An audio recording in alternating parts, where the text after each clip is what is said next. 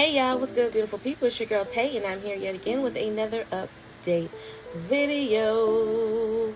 So definitely make sure you guys smash that like button, comment down below, subscribe. Plus push your post notification bell button so that way anytime I upload a video, you will be notified. So we are literally going to jump right into it.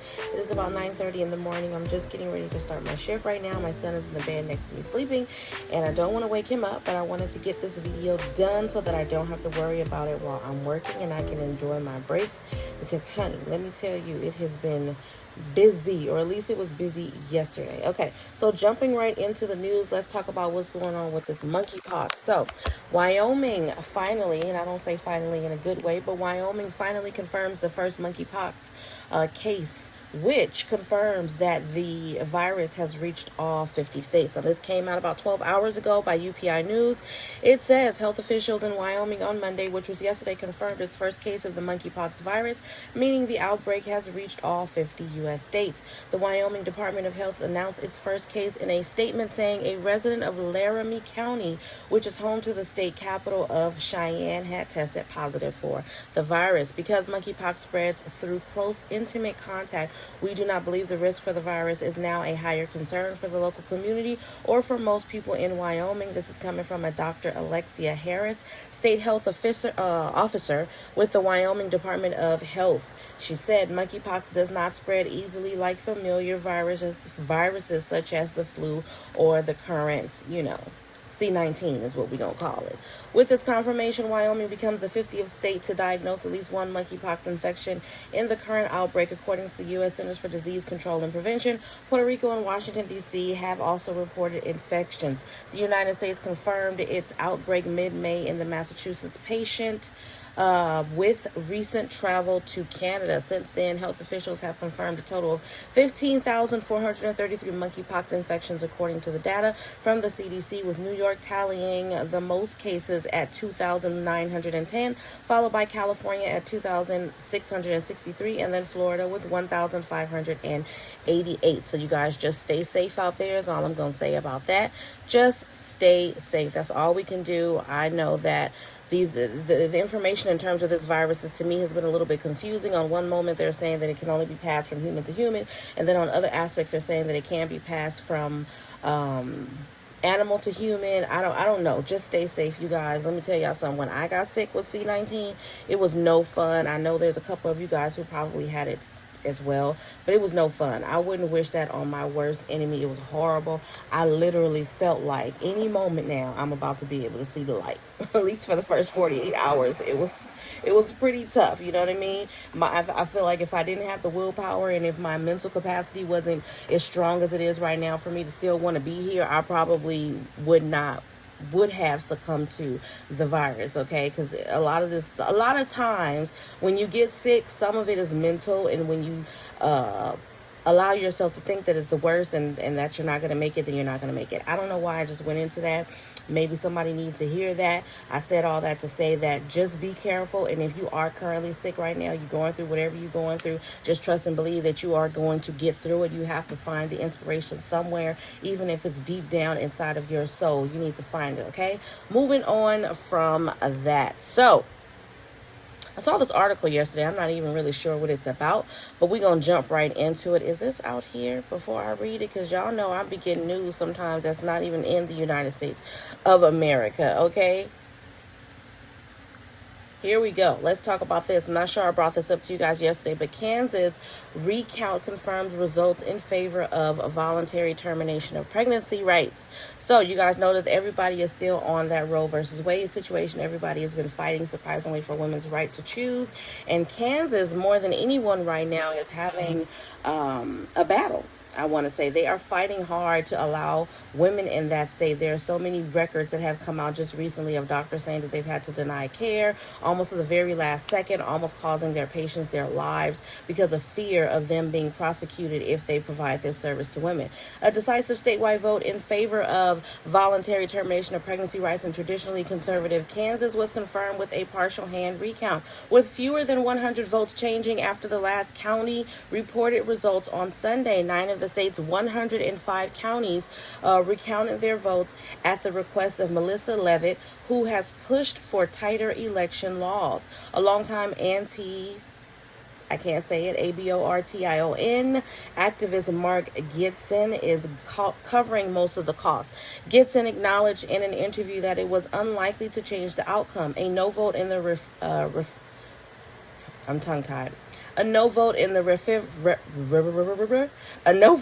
referendum, I hope I said that right, signaled a desire to keep existing termination of pregnancy protections, and a yes vote was allowing the legislator to tighten restrictions or to ban this service. What is wrong with me today? I haven't had no coffee or no chai. After the recounts, no votes lost 87 votes and yes votes gained 6 votes. 8 of the counties reported their results by the state's Saturday deadline, but Sedgwick County delayed releasing its final count until Sunday because spokeswoman Nicole Gibbs said some of the ballots weren't separated into the correct precincts during the initial recount and had to be resorted Saturday. She said the number of votes cast overall didn't change. A larger than expected turnout of voters on August the 2nd rejected a ballot measure that would have removed protections for this service from Kansas Constitution and given to legislators the right to further restrict this service. It failed by 18 percentage points or 165,000 votes statewide. Okay, so like I said, they are fighting the good battle. I still don't understand, and I know there was a couple of you guys that's like, why are you talking about it? Why does it matter? You know, what's going on? And a lot of you, not a lot of you guys, but I'm gonna say the trolls that just like to come in and say evil things because they have nothing else to do with their lives, will come in and say, you know, there's a lot of women out there that are terminating their pregnancy for no reason at all. And I've already spoken on that. I told you guys how I feel about that. I personally don't believe in terminating pregnancies. That's for myself, my life, my body. However, as a parent, if my child were to suffer a sexual trauma of any sort and she was still a child, I'm not going to want to force her to then bear a child for someone that took away her innocence, that put her through such a traumatic experience. With that being said, at the same time, regardless of whether, see, here's my thing, and it goes way beyond just voluntarily termination of pregnancy. There are so many other areas that I can touch on as it pertains to women's rights.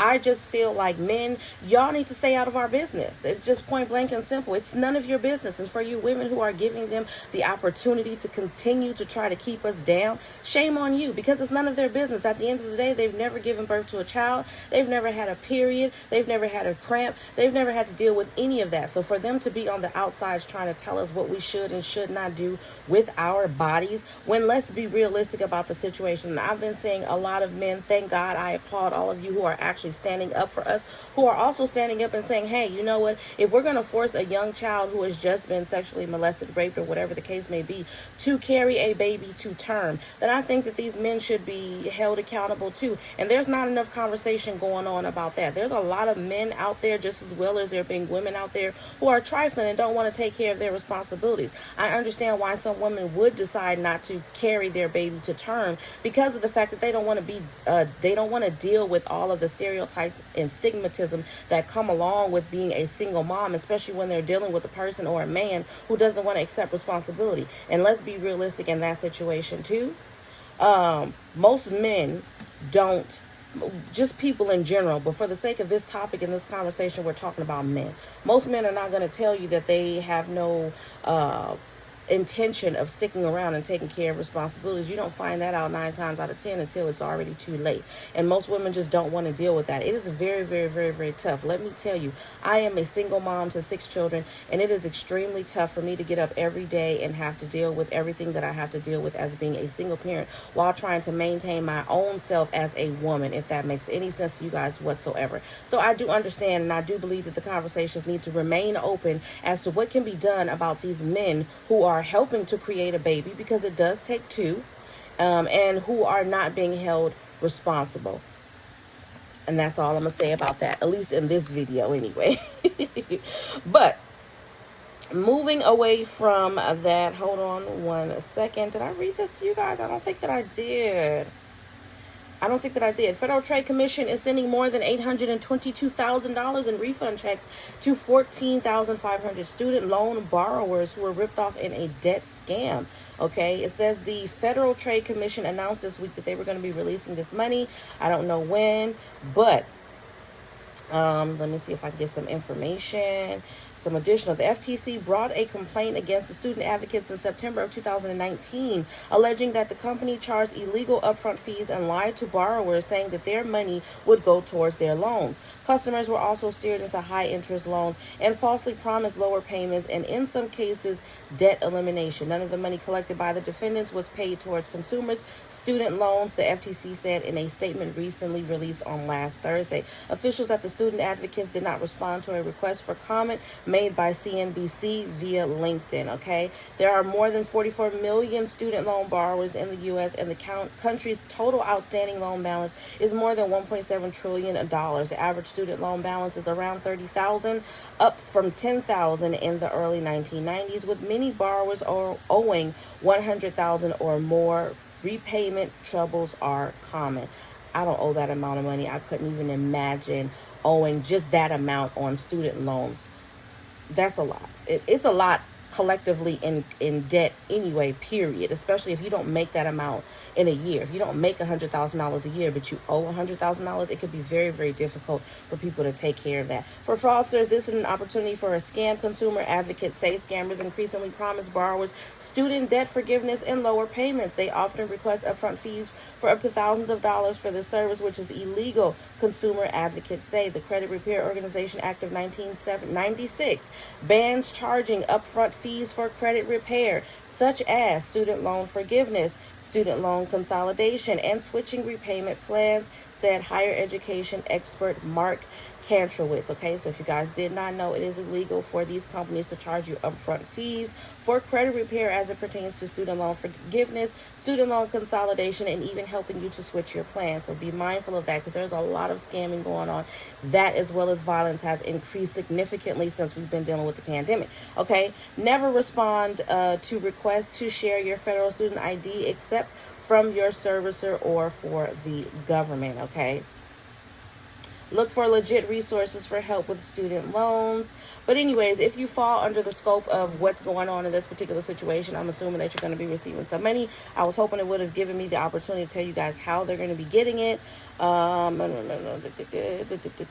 it doesn't say that. So I would just say, it says consumers who receive a check from the FTC and who have questions about their refund should call the refund administrator, which is JND Legal Administration, at 877-540-0989. It doesn't go into details about the actual company other than whatever that student advocates program was. Okay, so yeah, I'm going to look into this a little bit more because I want to know. I want to give you guys some more information. But we are going to end off with emergency SNAP maximum benefits. I am not going to give you guys the payout dates because I did that yesterday. So don't hesitate to check out yesterday's video just in case you missed it. But I am going to give you the names of the states that have been currently approved for the month of September. We're still going to keep hope alive that the President Biden's administration will extend the state of emergency declaration beyond where it's at right now, which I think is due to end in this month or next month.